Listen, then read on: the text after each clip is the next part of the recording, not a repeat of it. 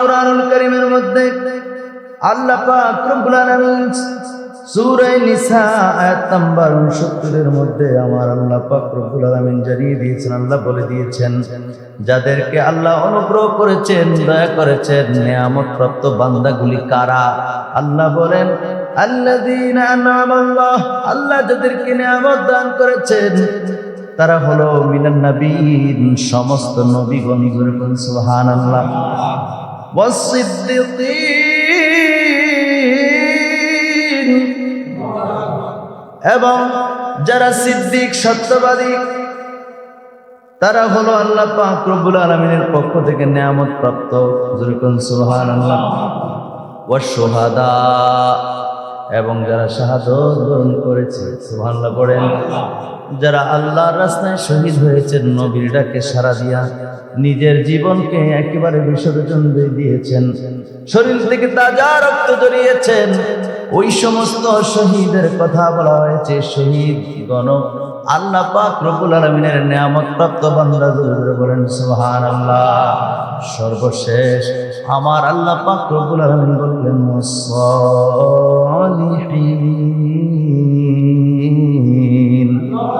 আল্লাহ পাক রব্বুল আলামিন বলেন আমার নেককার বান্দা।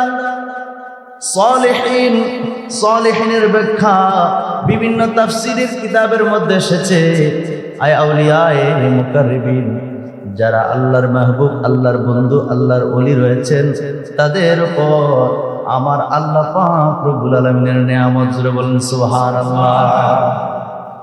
তাহলে নবীজির অনুকরণ অনুসরণ যারা করে আল্লাহ পাকের পক্ষ থেকে তারাই নিয়ামত প্রাপ্ত হয়, জোরে বলেন সুবহানাল্লাহ। প্রিয় ভাইরা আমার, বন্ধুরা আমার,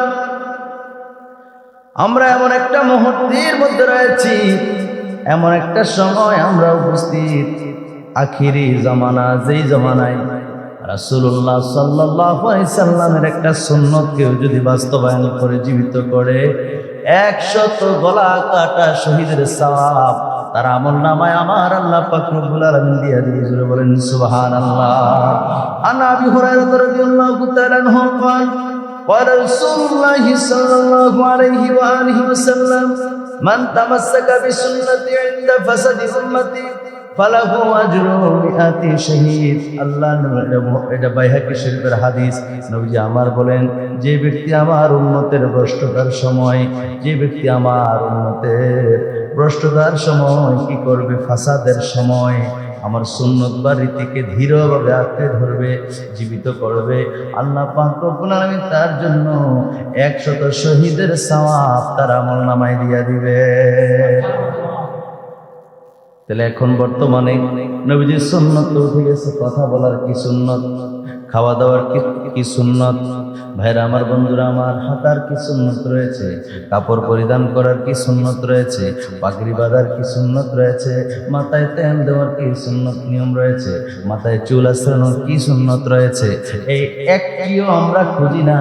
কেমন করে আমাদের জীবনকে আমরা সাজাইলাম, ইহুদি নাসারা খ্রিস্টানদেরকে আমরা ফলো করি, দেখা যায় মাথার মধ্যে অনেক রকমের কাটিং আছড়া নাই। ফলো করে কাকে? ফলো করার কথা কাকে আর করে কাকে? কথা বলে ঠিক না বলে? আমার ভাইয়ের, আমার বন্ধুরা, গত কয়েকদিন আগে একজন মাওলানা সাহেব, আমার স্নেহের, যেহেতু আমার ছোট জুনিয়র, ওনাদের মসজিদে অনেক বড় মসজিদ, জুমার খতিব লাগবে, আমার ফোন দিচ্ছে যে ভালো একটা খতিব দিলাম। ওই হুজুরের চুল লম্বা, এই হুজুরের চুল কি নাম বললে চিনে ফেলবে, বলছি না, এখন চুল লম্বা কি রে? বন্ডা নাউজুবিল্লাহ কইতে না। তুমি চুল বড় হওয়ার কারণে ভণ্ড বলছো? তুমি ভণ্ড, তোমার 14 গোষ্ঠী ভণ্ড। কেন? চুল লম্বা রাখাটাই তো সুন্নাত। সুবহানাল্লাহ বলেন। আমি যে চুল রাখছি এটা কি সুন্নাত হয়েছে? আপনি যে চুল রাখছেন বলে সুন্নাত হয়েছে? একটাও না। চুল রাখার নিয়ম হয়েছে 3টা সুন্নতি নিয়ম। কয়টা? লিম্মা, জিম্মা, অফরা। এরকম সুবহানাল্লাহ। লিম্মা, জিম্মা, অফরা, এই 3টা নিয়ম হলো বড় চুল, একটা ছোট চুল না। যেরকম সুবহানাল্লাহ। কানের লতি পর্যন্ত ঘাড় পর্যন্ত, গর্দান পর্যন্ত হয়ে গেলে কানের লতিতে নিয়ে আসবেন, আবার বড় হবে, আবার গর্দানে আসবে। যেরকম সুবহানাল্লাহ। লম্বা চুল দেখে ভণ্ড বলছো, কাকে ভণ্ড বলছো? বাদশা হারুন রশিদের জামানায় ইমাম আবু ইউসুফ রহমাতুল্লাহ আলাইহি তিনি সহ বাদশা হারুন রশিদের লঙ্গরখানায়, কথা বোঝেন, এই কথা থেকে আরেক কথা কোন দিকে চলে যায়। বাদশা হারুন রশিদের লঙ্গরখানাতে একদিন লাউ পাকানো হলো। লাউ আমার নবীর পছন্দের খাবার, এই জন্য এটা সুন্নতি খাবার। সুবহানাল্লাহ কয় না? লাউ খাওয়া কি? জোরে বলেন, লাউ খাওয়া কি? লাউ করলে তো অনেক ভুল বুঝে, কদু, যেটার নাম কদু এটাই আমরা লাউ খাই, কথা কেন, ঠিক কিনা বলে? এই কদু খাওয়া সুন্নত। ওনার লঙ্গরখানায়, বাদশা হারুন রশিদের লঙ্গরখানায় একদিন কদু রান্না করা হলো। তো কদু রান্না করার পরে সবাই খাবার খাবে, মনোযোগ দেন। তো এক ব্যক্তি, বাদশা হারুন রশিদের সময় কিন্তু এটা ইমাম আবু ইউসুফ রহমাতুল্লাহ আলাইহি কিন্তু ওনার ঘটনা, ওনার সামনে ঘটতেছে ঘটনাটা। একজনে বলছে আজকে লাউ রান্না করছে, তো আরেকজন বলছে লাউ আমার নবীর পছন্দের খাবার। সুবহানাল্লাহ, আমার নবী পছন্দ করত। এটা বলার সাথে সাথে আরেকজন বলে উঠতেছে আমার পছন্দ না। নাউজুবিল্লাহ। পছন্দকার নবীর পছন্দের লগে সে কিছু তার পছন্দ না। লগে লগে ইমাম আবু ইউসুফ তরবারি বের করে একবারে গর্দান ফালাই দেওয়ার জন্য উপক্রম। সে বলতেছে আমার ভুল হয়েছে, আমাকে ক্ষমা করে। আমার কাছে না, তুমি মুরতাদ হয়ে গেছে, তোমার ঈমান চলে গেছে। কেন? আমার রাসূল যেটা পছন্দ করে, রাসূলের পছন্দের বিপরীতে তুমি অপছন্দ বলছো। আল্লাহু আকবার বলে। ওই ব্যক্তি ক্ষমা চেয়েছেন, তাওবা করেছেন, আবার নতুন করে কালিমা করে ঈমান এনেছেন। যেরকম সুবহানাল্লাহ। শরহে ফিকুল আকবরের মধ্যে এটা আছে। ভাইরা আমার, বন্ধুরা আমার, তাহলে নবীজির সুন্নত, যেটা নবীজির সুন্নত, এটাকে কেউ যদি অস্বীকার করে, অপছন্দ করে, তার কি ঈমান থাকে? চুল লম্বা হওয়ার কারণে আপনি ভণ্ড বলছেন? কে বলছে আপনার চুল লম্বা হলে ভণ্ড? লেখা নাই, পড়া নাই, আন্দাজে কথা বলেন। এই জন্য আমার মুসল্লিদেরকে আমি যে পরামর্শটা দেব সেটা হলো, যেটা জানেন না চুপ থাকবেন, মুখে তালা লাগান, কম কথা বলা, এটা আমার নবীর সুন্নত। বলেন সুবহানাল্লাহ। তো সুন্নতটা আজকের ওয়াজিব নবীর সুন্নত অনুযায়ী চলা। যে বেশি কথা বলে তাকে কে পছন্দ করে না? বাসাল কথা করে। তাকে কি বলে? একটা মজলিসে বসছেন, যতটুকু সম্ভব আপনি নীরব থাকবেন, শুনেন কে কি বলে, কে কি করে। প্রয়োজনের অতিরিক্ত কথা বলা নিষেধ। প্রয়োজনের বাইরে আমার নবী কখনোই কথা বলতেন না। জোরে বলেন সুবহানাল্লাহ। যতটুকু আপনার প্রয়োজন ততটুকু বলবেন, অহেতুক কথা বলার কোনো দরকার আছে? এটা আমার নবীর সুন্নাত। জোরে বলেন সুবহানাল্লাহ। বাড়তি কথা বলে কিন্তু ওই ব্যক্তি ঈমান হারাইছে, পরে ঈমান আনছে। জোরে বলেন সুবহানাল্লাহ। কোন কথা থেকে কোন কথা চলে যায় না জানলে, বলে জানি না এক জিনিস, আপনি সুন্নতের বিরোধিতা করার কোনো সুযোগ। বন্ধুরা আমার, ভাইরা আমার, তাহলে দেখেন যেই জমানায় চুল লম্বা রাখলে, এই কথা ওয়াজ মনে হয়েছে আমার কাছে শুনে, যে কি কারণে এটা বলছি। যেই সময় চুল লম্বা রাখলে ভণ্ড বলে, ওই সময় চুল রাইখা আমল করে বুঝাইতে হবে এটা সুন্নত। জোরে বলেন সুবহানাল্লাহ। যদি এরকমটা কেউ সুন্নতের নিয়তে করে, তাহলে রাসূলুল্লাহ সাল্লাল্লাহু আলাইহি ওয়াসাল্লাম বলেছেন যে আল্লাহ পাক রব্বুল আলামিন তাকে 100 শহীদের সওয়াব তার আমলনামায় দিয়ে দিবে। যে সুন্নতটা মরে গেছে। প্রিয় ভাইরা আমার, বন্ধুরা আমার, অনেক সুন্নত রয়েছে যেগুলো আমাদের, যেদিকে আমাদের কোনো খেয়াল নাই। খেয়াল তখন হবে যখন আমরা নবীজির পথে মধ্যে চলার চেষ্টা করব। ইহুদি নাসারাদেরকে ফলো না করে আমার নবী কেমনে চলতেন, আমার নবী কেমনে কথা বলতেন, আমার নবী মজলিসে বসে কি করতেন, বুঝেন নাই? এগুলো যখন আপনি খুঁজবো, তখন আপনি সুন্নত তরিকায় চলার চেষ্টা করবেন। এছাড়া এদিকে কোনো খেয়ালে আসবে না। বন্ধুগণ আমার, ভাইয়েরা আমার, কুরআনুল কারীমের মধ্যে আল্লাহ পাক রব্বুল আলামিন সূরা আলে ইমরানের 31 নম্বর আয়াতে কারিমার মধ্যে আল্লাহ বলেন, বিসমিল্লাহির রহমানির রহিম, কুল ইন কুনতুম তুহিব্বুনাল্লাহা ফাত্তাবিউনি ইউহিব্বুকুমুল্লাহ ওয়া ইয়াগফির লাকুম যুনুবাকুম ওয়াল্লাহু গফুরুর রহিম। আল্লাহ পাক রব্বুল আলামিন বলেন, হাবিব আপনি বলে দেন, ইন কুনতুম তুহিব্বুনাল্লাহ, যারা আমি আল্লাহ পাক রব্বুল আলামিনকে ভালোবাসতে চাই বা আল্লাহকে ভালোবাসি, আমরা তো আল্লাহকে ভালোবাসি, ঠিক না বলেন? আল্লাহ বলেন যারা আমারে ভালোবাসে তাদেরকে বলেন ইন কুনতুম তুহিব্বুনাল্লাহ, যারা আমাকে ভালোবাসে, ফাত্তাবিউনি, তারা যেন আপনি নবীর ইত্তেবা করে, যেরকম সুবহানাল্লাহ। ইত্তেবা মানে কি? অনুকরণ, অনুসরণ। ইত্তেবা মানে কি? অনুকরণ, অনুসরণ। আর ইত্তেবার ভিতরে রয়েছে ভালোবাসা। নবীজিকে যারা ভালোবাসে তারাই নবীকে ইত্তেবা করবে, অনুসরণ করবে, অনুকরণ করবে। একটা লোককে আমি ভালোই বাসি না, তো তার চলা তার বলা কেন আমি ফলো করব? ঠিক না বলেন? এই ইত্তেবার ভিতরে আছে ভালোবাসা। যে ব্যক্তি নবীজিকে ভালোবাসে, যে ব্যক্তি আল্লাহকে ভালোবাসে, সে যেন নবীজিকে ভালোবাসে বা নবীর ইত্তেবা, নবীজির অনুকরণ, অনুসরণ করে, যেরকম সুবহানাল্লাহ। তো আল্লাহ ভালোবাসতে চাইলাম আপনাকে, আপনি বললেন নবীজিকে ভালোবাসার জন্য, তাহলে কি হবে? আল্লাহ বলেন, আল্লাহ পাক রব্বুল আলামিন জানিয়ে দিয়েছেন, ফাত্তাবিউনি ইউহিব্বুকুমুল্লাহ। আল্লাহ বলেন ইউহিব্বুকুমুল্লাহ, আপনি নবীরে যারা ভালোবাসবে, ইউহিব্বুকুমুল্লাহ, আমি আল্লাহই তাদেরকে ভালোবাসবো। আমরা তো শুধু ওয়াজ করি, কিন্তু ওয়াজের কথা বুঝলে তখন কিন্তু দিলে একটা শান্তি আসে। এটা তো কোরআন, আল্লাহর কালাম। আল্লাহ বলছেন যারা আল্লাহকে ভালোবাসতে চায়, আল্লাহ বলেন তারা যেন আমার মাহবুব নবীকে ভালোবাসে। তো নবীকে ভালোবাসা কি হবে? আল্লাহ যারা আমার ভালোবাসতে চাইছিল, এখন যেন আমার নবীরে ভালোবাসে, আমি আল্লাহই তাদেরকে ভালোবাসবো। আর যেরকম সুবহানাল্লাহ, ইউহিব্বুকুমুল্লাহ, আমি আল্লাহই তাদেরকে মুহাব্বত করব, ভালোবাসবো, যেরকম সুবহানাল্লাহ। এরপর আর কি করবে? আল্লাহ পাক রব্বুল আলামিন বলেন, ওয়া ইয়াগফির লাকুম যুনুবাকুম। আল্লাহ পাক রব্বুল আলামিন বলেন, আমি আল্লাহ যখন ওই বান্দাগুলিকে ভালোবাসবো, তখন তাদের জীবনের সমস্ত গুনাহগুলি মাফ করে দেব।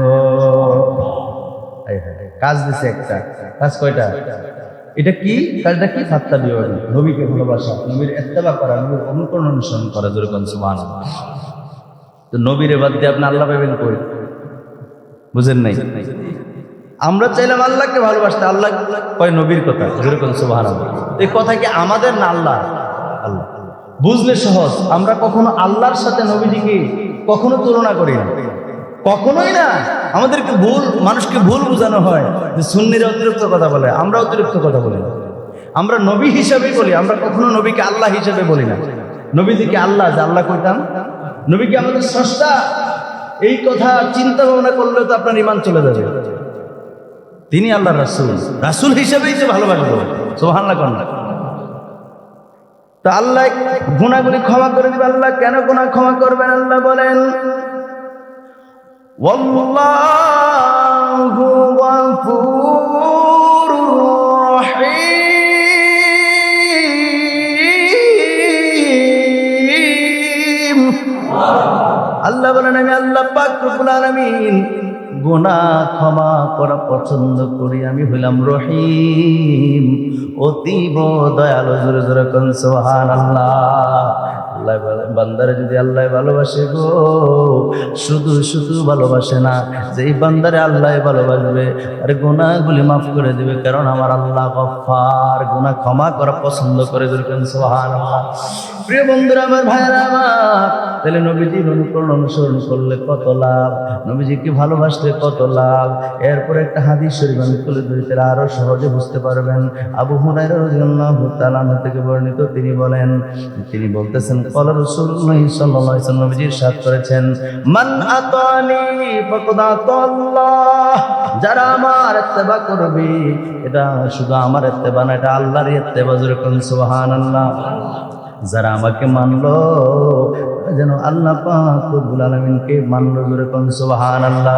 ওয়া মান আসানি ফাকাদ আসাল্লাহ, আর যারা আমাকে আমার অবাধ্য হলো, পক্ষান্তরে তারা অবাধ্য আমার হলো না, আল্লাহর অবাধ্য হয়ে গেল, জোরে কোন সুবহানাল্লাহ।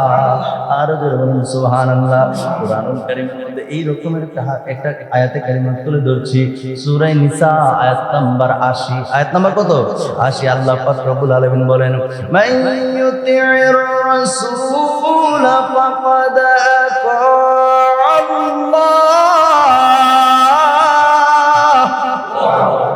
আল্লাহ পাক রব্বুল আলামিন বলেন, আমার হাবিবকে, আমার নবীকে অনুসরণ করা, আমার নবীকে মানাই আমি আল্লাহ পাক রব্বুল আলামিনকে মানা, জোরে বলেন সুবহানাল্লাহ।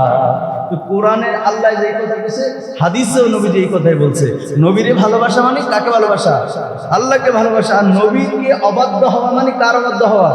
তো আল্লাহ তো কোরআনেও একই কথা বলছে, জোরে বলেন সুবহানাল্লাহ। আমার নবীরে যদি মানো তাহলে আমি আল্লাহকে মানা। মনে রাখবেন, আল্লাহ মানা নবী না মানা নয়, নবী মানলেই আল্লাহ মানা হয়, জোরে বলেন সুবহানাল্লাহ। নবীকে বাদ দিয়ে কোন চিন্তা করবেন তো ভুল পথে আছে।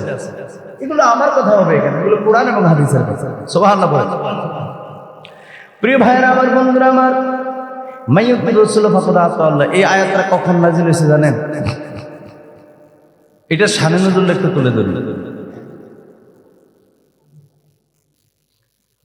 এটা কখন নাযিল হয়েছে? নবী করিম সাল্লাল্লাহু আলাইহি ওয়াসাল্লাম একদিন মজলিসে অনেক সাহাবায়ে কেরামদেরকে নিয়ে নবী আলোচনা করতেছে। আলোচনা করাকালীন সময় নবীজি আলোচনার মাঝখানে বলছেন, তোমরা যদি আমার মানো তাহলে আল্লাহকে মানা হবে, জোরে বলেন সুবহানাল্লাহ। নবীজি এই কথাটা বলার পরে ওই নবীজির পেছনে যে কিছু মুনাফিক ছিল, নবীজির পেছনে নামাজ পড়তো ঠিকই, কিন্তু রাত্রে গিয়ে কাফেরদের সঙ্গে মিটিং করতো, জোরে বলেন সুবহানাল্লাহ। এই জন্য ইসলামের সবচাইতে ক্ষতি করছে মুনাফিকটা। ইসলামের সবচাইতে ক্ষতি করছে কারা? মুনাফিক। আপনি আমার শত্রু, আমি তো আপনি দেখলে বুঝবো এটা আমার শত্রু, কিন্তু আমার লগে হাঁটতেছে, বসতেছে, খাইতেছে, হেঁটেছে, রাত্রে আবার কেন কথা ট্রান্সফার করতেছে, এটাই তো ক্ষতিটা বেশি। বুঝতে পারছেন বন্ধুরা আমার? নবীজি যখন আলোচনার মাঝখানে বললেন, সাহাবীরা শোনো, আমি নবীকে মানলে আল্লাহকে মানা হয়ে যাবে, তখন আয়াত নাজিল হয় নাই। নবী কথা বলার পরে মুনাফিক মার্কা মুসলমানেরা, এরা তো আসলে মুসলমান না, এরা কাফের, এরা বেঈমান মুনাফিক, এরা আস্তে করে উঠে গেছে। উঠে গিয়া সমাজের বিভিন্ন জায়গায় আলোচনা শুরু করছে। নবী তো নিজের খোদাই কয়া লইল, আর খোদা কওয়ার আর বাকিরা রইল কি? নবীরে মানলে নাকি আল্লাহরে মানা, ইনডাইরেক্টলি নবী নিজের খোদাই বলছে, যখন নাউজুবিল্লাহ। এইভাবে বিভ্রান্তি শুরু করে দিয়েছে। চতুর্দিকে কাফের বেঈমান মুশরিকরা পর্যন্ত হাসাহাসি শুরু করছে। এতদিন তিনি কইছে তিনি নবী, আর এখন কয় তিনি খোদা, যখন নাউজুবিল্লাহ। আদৌ আল্লাহর নবী এটা বলেন না, এটা বলেন নাই। যখন মানুষের মাঝে বিভ্রান্ত সৃষ্টি হয়ে গেল, আল্লাহ কয়, জিবরাইল, ও জিবরাইল তুমি কই? জিবরাইল কয়, আল্লাহ আমি আমার দপ্তরে। আল্লাহ কয়, না তুমি তোমার দপ্তরে থাকলে হবে না, আরে জিবরাইল যাও যাও যাও, আমার বন্ধু নবীর কাছে গিয়ে বলো, নবী আমার যেই কথা বলছে গো, ওই কথা সঠিকই বলছে, তুমি গিয়ে নবীর দরবারে এই আয়াতটা নিয়ে যাও, যখন সুবহানাল্লাহ। তখন সূরা নিসার ৮০ নম্বর আয়াতে কারিমা জিবরাইল আমিন নিয়ে আসছেন নবীর দরবারে, এসে নবীজির সালাম দিতে আসেন। আমরাও সালাম দিব না? সালাতু আসসালামু আলাইকা ইয়া রাসূলুল্লাহ। কত মহব্বত লাগে, কত ভালো লাগে, বলেন আসসালাতু আসসালামু আলাইকা ইয়া হাবিবাল্লাহ, আসসালাতু شافع المذنبين الصلاة والسلام عليك يا رحمة للعالمين। জোরে জোরে বলেন আল্লাহু আকবার। জিবরাইল নবীর সালাম দিয়ে নবী গো, আপনি আলোচনার মাঝখানে বলেছেন আপনি নবীকে মানলে আল্লাহ পাক রব্বুল আলামিনকে মানা। আপনার কথা ঠিক আছে, আপনার কথার পক্ষে আল্লাহ দলিল পাঠিয়ে দিয়েছে, কোরআনের আয়াত নাযিল করে দিয়েছে। ধরে বলেন সুবহানাল্লাহ। জিবরাইল করছেন, বিসমিল্লাহির রহমানির মান ইউতি'ir রাসূল ফাকাদ আতা'আল্লাহ।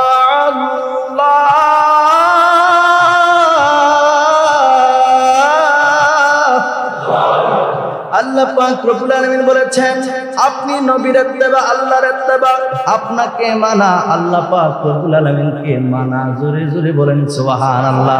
আপনার কেউ যদি আপনার অবাধ্য হয়ে যায়, সে আপনার অবাধ্য হলো না, সে আল্লাহ পাক রব্বুল আলামিনের অবাধ্য হয়ে গেল। জোরে জোরে কোন আল্লাহু আকবার। তাহলে রাসূলুল্লাহকে মানতে হবে। নবী করিম সাল্লাল্লাহু আলাইহি সাল্লামকে বাদ দিয়ে কেউ যদি কথা বলে, তাহলে মনে রাখবেন সেটা হলো মুনাফিক। কথা বলেন ঠিক কিনা? আপনাদেরকে আরেকটা দলিল আমি দিয়ে দিচ্ছি। জুমার দিন সেরকম সময় পাওয়া যায় না। সূরা বাকারা আয়াত নাম্বার 8। আয়াত নাম্বার কত? আমার সাথে পড়েন, বিসমিল্লাহির রহমানির রহিম। ومن الناس من يقول آمنا بالله وباليوم الآخر وما هم بمؤمنين। আল্লাহর কোরআন বলছে, আল্লাহ পাক রব্বুল আলামিন বলেন, মিনান নাস, মানুষের মধ্যে কিছু মানুষ আছে, মাইয়াকুল, তারা বলে বেড়ায়, মানুষের কাছে বলে, কি বলে গো? আমান্না বিল্লাহ, মানুষের কাছে বলে আমরা ঈমান আনছি আল্লাহর প্রতি। সুবহানাল্লাহ কন্যা। আমান্না মানে ঈমান আনছি, বিল্লাহ মানে আল্লাহর উপরে। সুবহানাল্লাহ কন্যা। তো কথা কি খারাপ কইছে?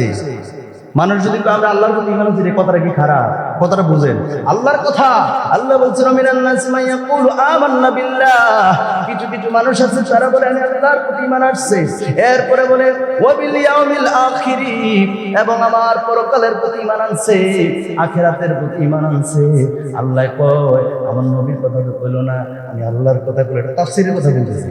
আমার কথা কইলো, আমার নবীর কথা তো বলে নাই। আল্লাহ ঘোষণা দেয়, আল্লাহ ফতোয়া দেয়, ওয়ামা হুম বিমুমিনিন, তারা আদৌ মুমিন নয়, তারা হলো বেঈমান। কথাকার, এই কথা বলেন, কথাকার। আল্লাহ বলছেন তারা বেঈমান। আল্লাহর কথা বলার পরেও, পরকালের কথা বলার পরেও আল্লাহ কয় না, তারা বেঈমান, কারণ তাদের ভিতরে মুনাফিকি।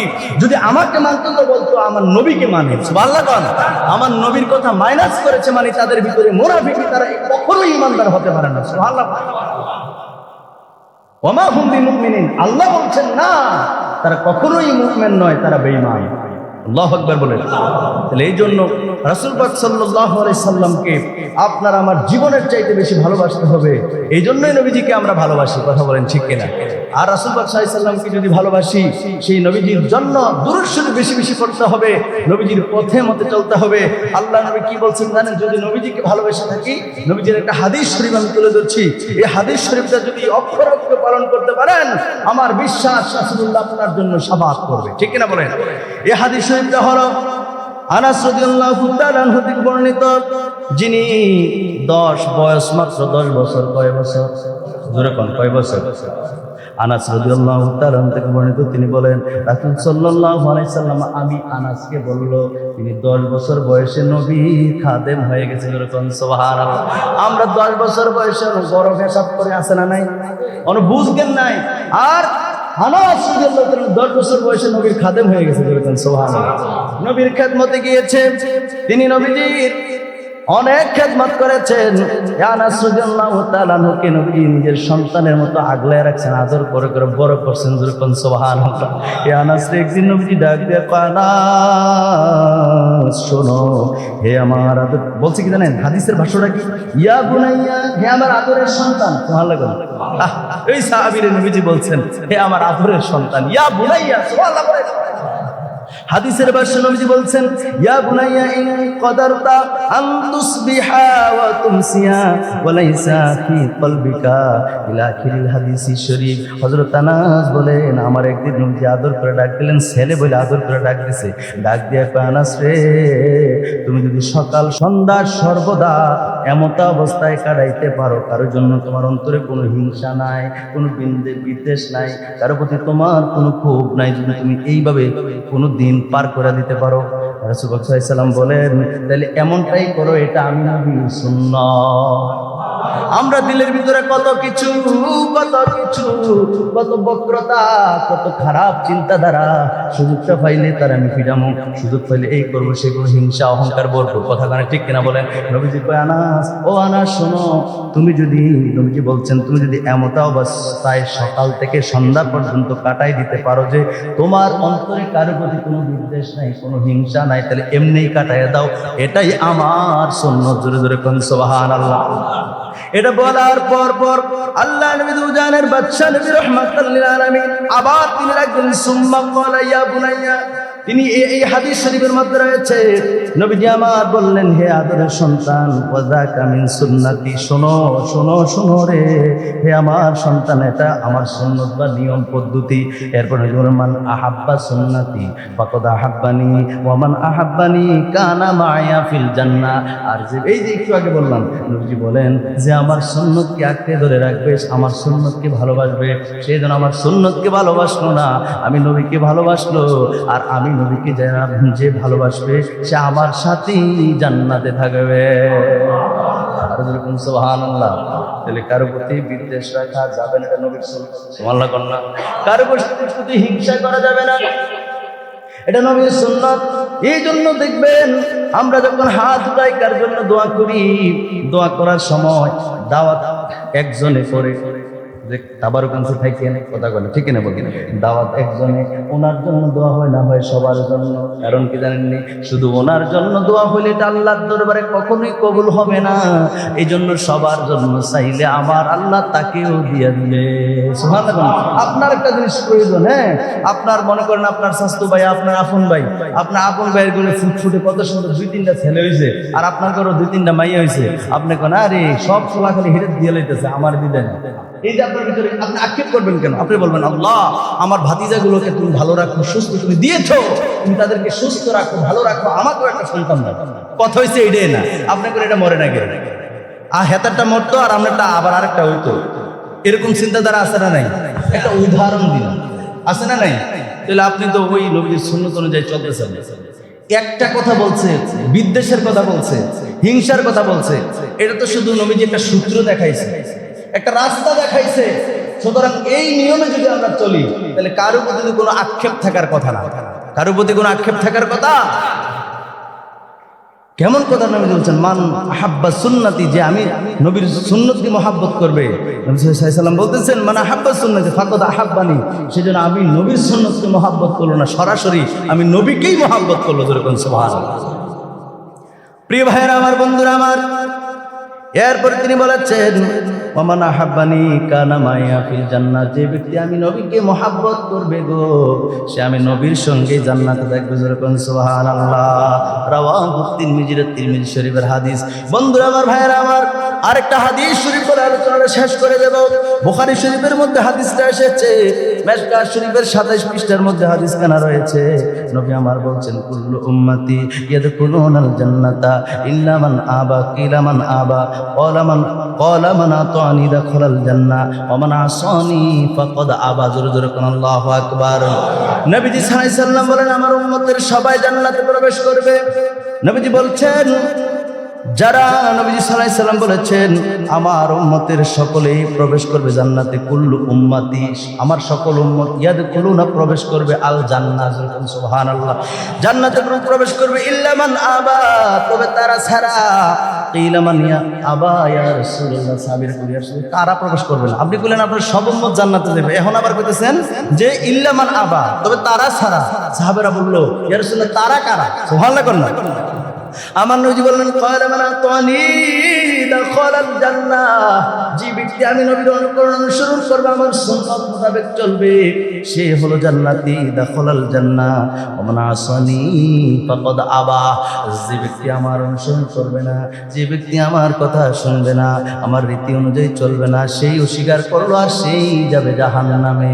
সে যাবে কোথায়? জাহান্নামের জন্য নবীর সুন্নাত মোতাবেক চলার দরকার আছে না? না। খাবার খাওয়ানোর পরে মিষ্টি খাওয়ান, এই সুন্নতটা কিন্তু সব জায়গায় পালন করি।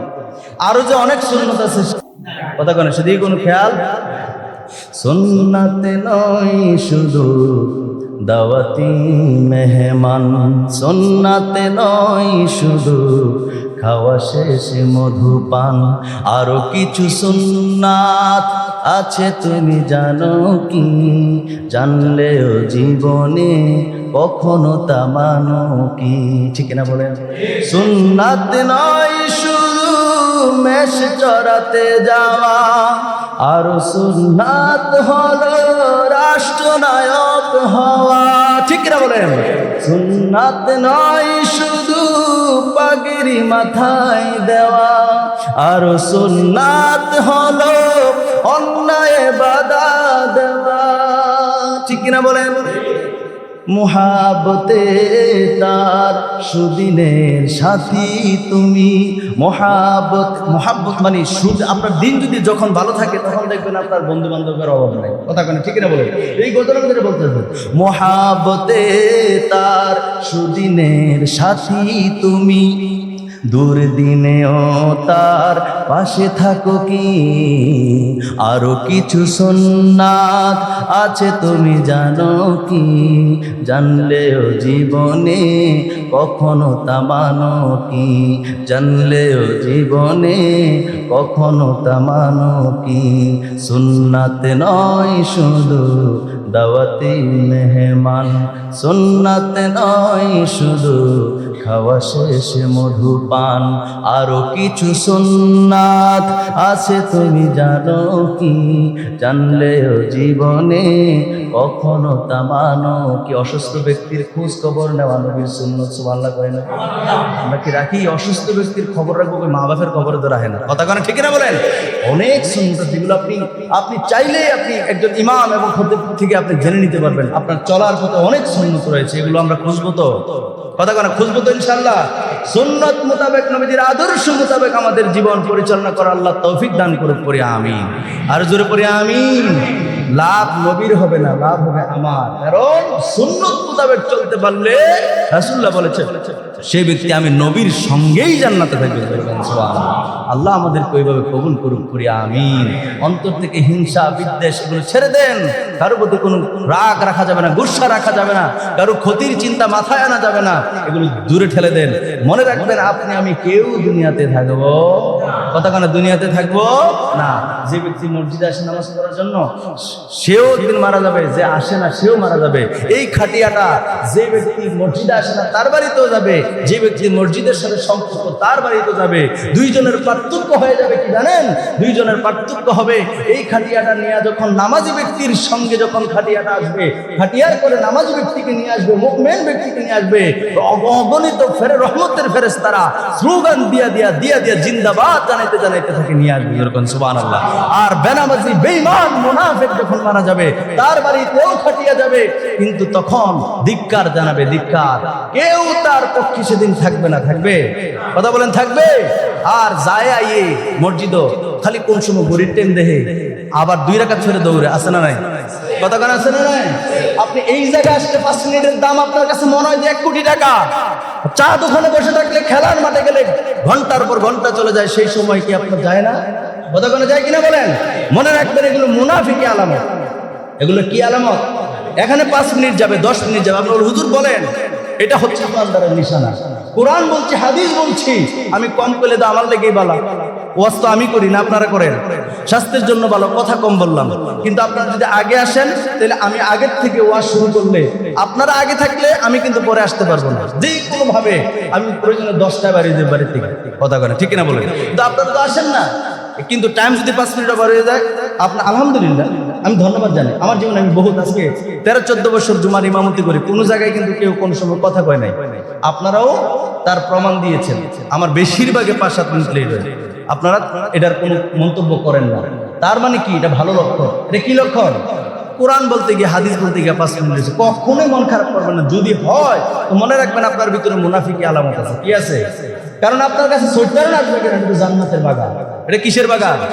জান্নাতের বাগান। আপনি আর আফসোস করার কথা, ইস যদি আরো 5টা মিনিট ওয়াজ দাও শুনতাম, দিলে না ভালো লাগতো। কথা কেন? ঠিক কিনা বলেন? মুনাফিকি অন্তরে লালন করবেন না। নবীর সুন্নাত মোতাবেক আমাদের জীবন পরিচালনা করার তৌফিক দান করুন। আমিন।